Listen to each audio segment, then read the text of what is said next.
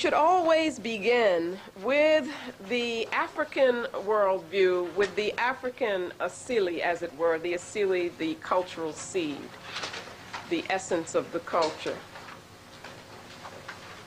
Because that is our grounding. That is our frame of reference. And without an understanding of the African worldview, we really cannot critique European thought and European behavior effectively. We need that foundation that comes from outside of the European worldview. We cannot critique European thought and behavior functioning within their framework. We have to come outside of it. And for us, what comes from our nature is our understanding of the world, the way in which we relate to the world, and the seed from which our culture develops. And so here we have a spiral which brings continuity with it, which takes us through various forms and principles and helps to explain how I've understood the African asili. Look at that. Try to understand it, get into it, feel it, because it is that that will help you, indeed, to understand the text.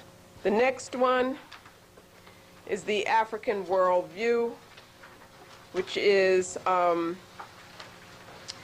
you get a feeling of these various shapes and circles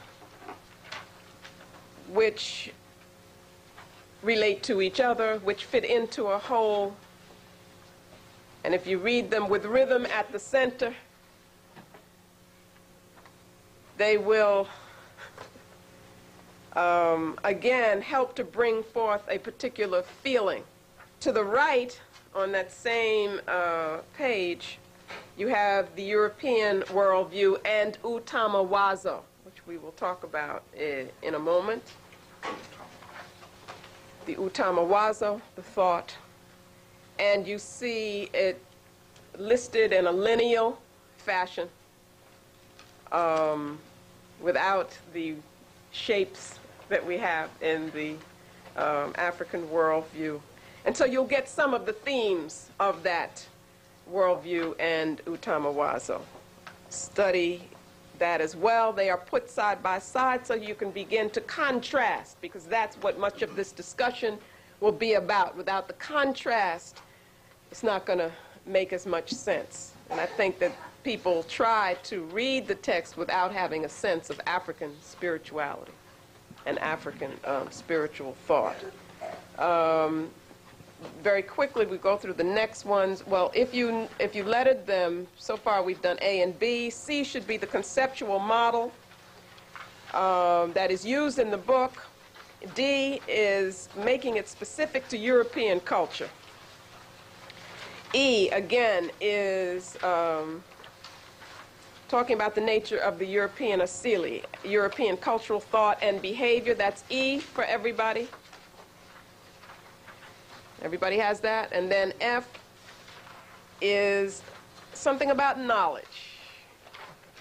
How we gain knowledge. What is knowledge? What is truth? The levels of knowledge. On the left, we have terms that come from the Dogon people.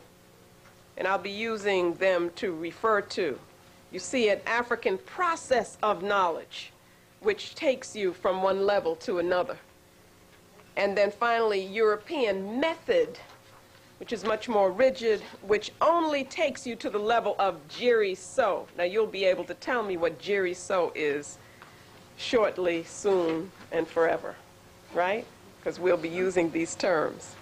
And then G is just some simplistically put contrasts between the African and European approaches to reality and ways of knowing. Again, this is all reinforcement, but that helping you to get used to what we'll be talking about, the terminology, and giving you a frame of reference. And then finally, H should be the European asili.